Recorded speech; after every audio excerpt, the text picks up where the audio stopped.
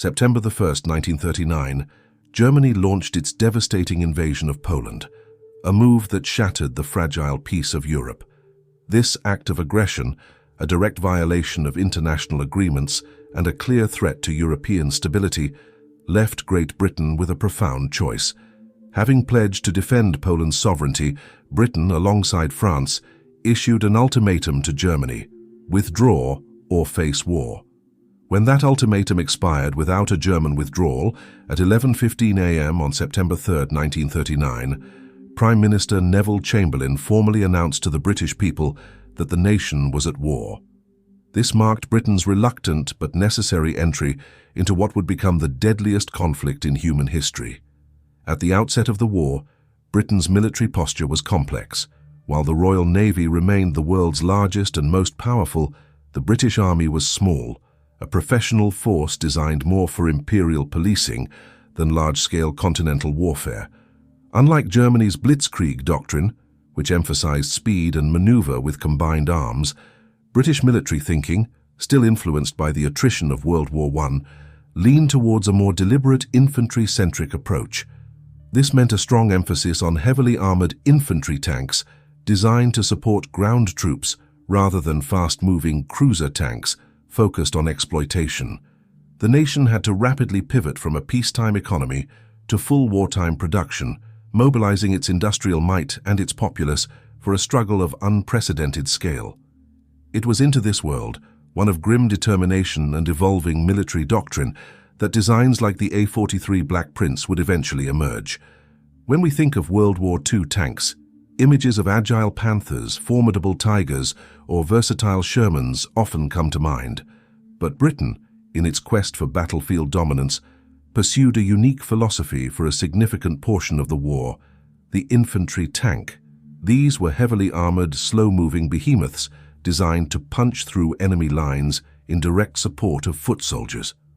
While the Churchill tank became the most famous embodiment of this concept, there was one final massive attempt to push the infantry tank to its absolute limit, a project known as the A-43 Black Prince. Born out of necessity in 1943, the Black Prince wasn't a sleek, innovative design from the ground up.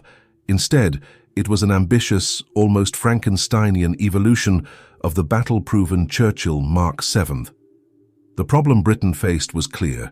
Its existing infantry tanks, while heavily armored, lacked the firepower to consistently knock out the formidable German Panther and Tiger tanks that were increasingly appearing on the battlefield. The answer was the devastating QF 17-pounder, Britain's most potent anti-tank gun. But the 17-pounder was a big gun, requiring a large turret ring. The Churchill's hull simply wasn't wide enough to accommodate it. So engineers stretched and widened the Churchill's chassis, creating a truly immense vehicle. Officially designated the Tank Infantry A-43 Black Prince, it was in essence a super Churchill, built around that powerful main gun. The 17-pounder gun was a game-changer. It packed a serious punch, capable of penetrating the thickest armor of most German tanks it would encounter. Complementing this firepower were two 7.92mm Baser machine guns, one coaxially mounted with the main gun, and another in the hull, providing close-in defense. The Black Prince was designed to carry a respectable 90 rounds for its main gun, ensuring it wouldn't run out of ammunition during a battle.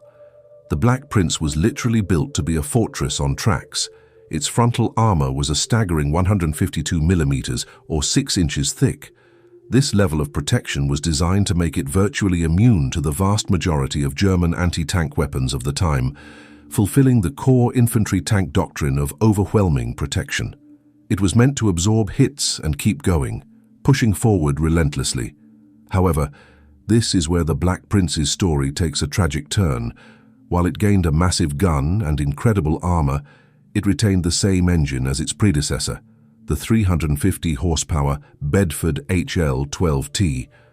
Now imagine taking a 40-ton Churchill and adding another 10 tons of steel, bringing the Black Prince's total weight to around 50 tons, and expecting the same engine to perform miracles.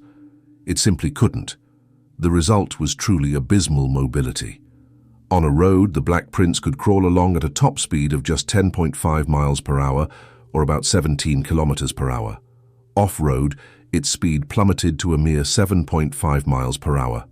While it inherited the Churchill's impressive ability to climb steep gradients in its lowest gears, its overall slowness made it a lumbering giant in an age of increasingly mobile warfare. The battlefield was evolving, and tanks needed to keep pace with rapid advances and flanking maneuvers. The Black Prince simply couldn't. By the time the Black Prince prototypes were ready for evaluation, the battlefield realities had shifted dramatically. The British had already developed the Sherman Firefly, a proven solution that fitted the 17-pounder onto a more mobile Sherman chassis. Furthermore, the faster Comet cruiser tank, armed with a derivative of the 17-pounder, was entering service. Most critically, the true successor to the infantry tank concept was already on the horizon, the A-41 Centurion. Designed as a universal tank, the Centurion masterfully combined good armor, the potent 17-pounder gun, and critically, excellent mobility. It rendered the slow, cumbersome Black Prince utterly redundant before it even had a chance to prove itself. And so, the project was officially cancelled. Ultimately, the war was won through the combined might and innovation of the Allied nations.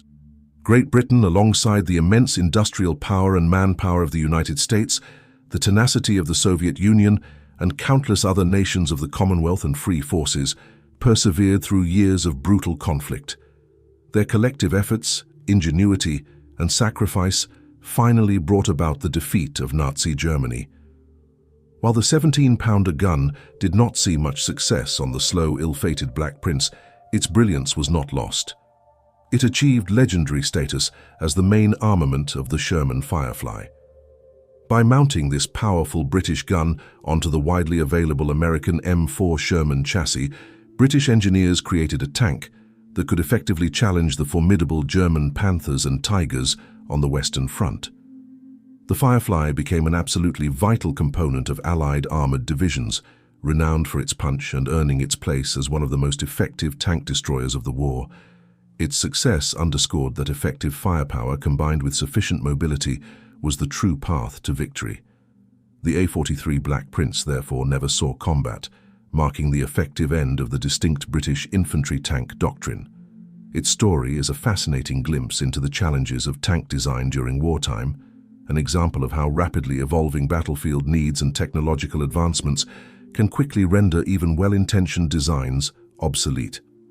Today, the sole surviving Black Prince prototype, the fourth one ever built, stands as a testament to this unique chapter in armored warfare history, preserved at the Tank Museum in Bovington, UK.